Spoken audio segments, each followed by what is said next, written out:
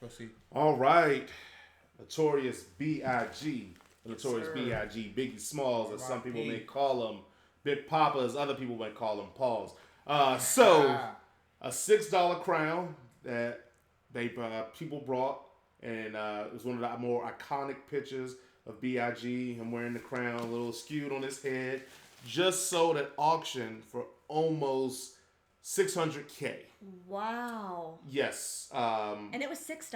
Yes. The original crown was $6 when they bought it. Yeah. Almost sold for $600K at auction. Now, I know there's so many things we can say about Biggie, and I mean, he's probably one of my favorite MCs of all time. He's not in my top 5 because I do count longevity in my top 5 as rappers, but if you want to go by just pound for pound, rhyme for rhyme, lyric for lyric, then he is in my top 5 for that. But no, I just think it's good. I think it's just awesome for hip-hop that hip-hop now is being considered what it is, an art form, and the culture around hip-hop is considered as art too, because you don't pay $600K if you don't think eventually it's going to appreciate in value and it's going to be worth something later on. And you don't pay $600K in a crown if you don't respect and love hip-hop and know what that crown and what that image of Biggie means to the hip-hop community. So DJ, what do you got on this? So some facts about this $6 crown that you mentioned. It's a plastic crown that was worn by the Notorious B.I.G. during his last portrait session before he was killed. Oh wow, I didn't know that. Sold in an auction for nearly $600,000 this past Tuesday. The item features a signature from the rapper whose real name was Christopher Wallace, as most of us already know. Dated 3 days before he Hold on. Mama Steve, you know his name was Christopher Wallace? I do now. Come on. I'm just nodding to acknowledge. Facts. Please proceed. Whose the real name was Christopher Wallace, dated 3 days before he was shot and killed in Los Angeles on March 9, 1997, 23 years ago. The item was estimated to be worth $200,000 to $300,000. The crown was part of Sotheby's live auction celebrating the history and cultural impact of hip-hop. The action featured more than 120 hip-hop related lots, including love letters with Tupac Shakur at the age of 15 to 17 to a high school sweetheart. And those letters sold for $75,600. Can you imagine if you the girl that Tupac was writing love letters to you and you curbed them?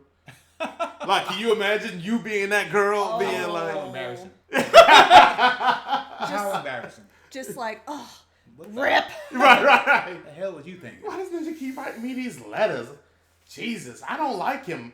I like the light-skinned boys. You know, back then the light-skinned dudes were still in. Oh, yeah. I like the light-skinned boy with the wavy hair. And I'll be shorts. Yeah. That back then they was it. Well, I'm glad that I saved all those love letters from high school sweethearts back in the day. I'm sure they're in a Skechers shoebox in my mama's house. Yeah. They might be worth some big cheese one day. Hey, you never know. We be talking about you like that. How you curb that dude? How did you curb Stanley Farbenberger? Now he's one of the biggest recording artists of all time, and you curbed him.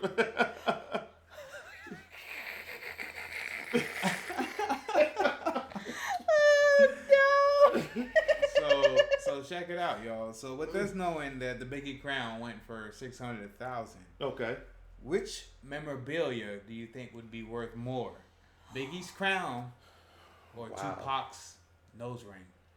Ooh. Okay. I have an answer to this question. You go first. Okay. Okay. I am going to go. Man, I was going to cheat and be like, one sold on the West Coast versus the East Coast. But I'm gonna give a real answer. If you was in the middle somewhere, right, Midwest. In Midwest, I am going to go Tupac's nose ring because that was something that was a part of him, quote unquote, physically. Where the Biggie crown was more of a prop.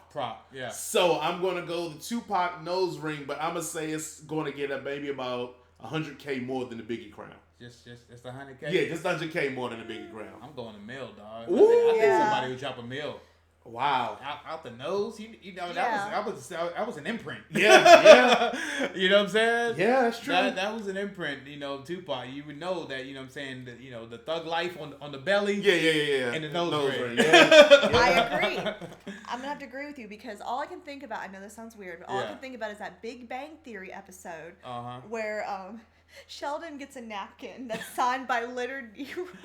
Right. And Penny's like, oh, he kind of dabbed his mouth a little bit with that napkin, and he starts shaking. He's like, I have his DNA, and he can make a replica. And so I'm thinking that you know Tupac's nose ring, because with modern science today, you could easily utilize the DNA from that nose ring and make a clone. Was this Jurassic Park? What do you? Okay, so Biggie's crown, maybe it touched his hair follicle. Yeah, for sure. But come on, that nose ring went straight in the cartilage. Yeah, for sure. Might be a pore in there somewhere. Who knows? Hey. Yeah, we might already have another Tupac out there. I'm about to say, Mama Steve out here about to create rapper deluxes out here, super teams. We got one Pac here. We got Notorious, medium, Tupac, 3 Pac, no Pac. Right. Was that 8 Mile? Right.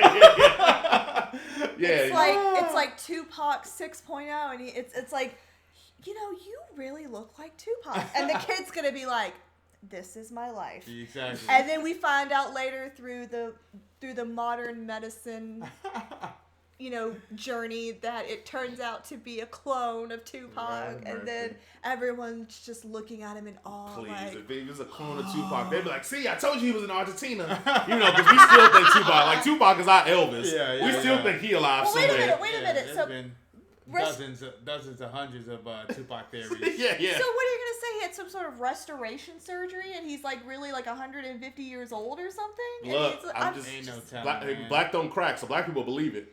He'd be 150, they'd be like, I told you he's still alive. Look at him. Yeah, we still see that shit on social media. Like, you know what I'm saying?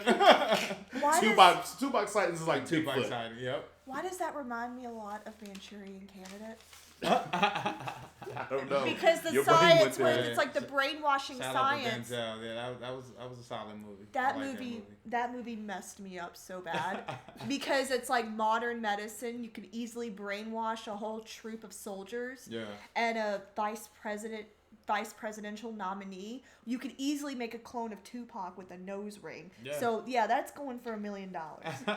Seriously, that's gonna have a lot more value than Biggie's crown. And I will say, y'all are going to be shocked at this. Okay. College days, man. Had that song on my playlist. I think it was called Hypnotize. Yeah, Biggie, Hypnotize, yeah. Because it was my favorite scene from 10 Things I Hate About You, where she gets so drunk and she gets on that table and starts dancing to Hypnotize? Yeah, Julia Stiles. Oh, yeah. And that was forever on my college playlist. Hey. This is only a commentary you can get from the No Name NonSense podcast. Like, you can't get this anywhere else, guys. Biggie Smalls, Jurassic Park, cloning, Manchurian Candidate, 10 Things I Hate About You. Who has that kind of diversity in a podcast? And this, no one. I get a little off topic. No Name NonSense. Just saying. It's the only way you can find it. Hey, so Clones. Also find us on the Spotify playlist, DJ Tunez and Corny J, where we will have this podcast information as well as songs in between. So let's get ready for the next segment. But thank you for riding with us right now with the No Name NonSense podcast. Check out the tunes. Clones. Hey.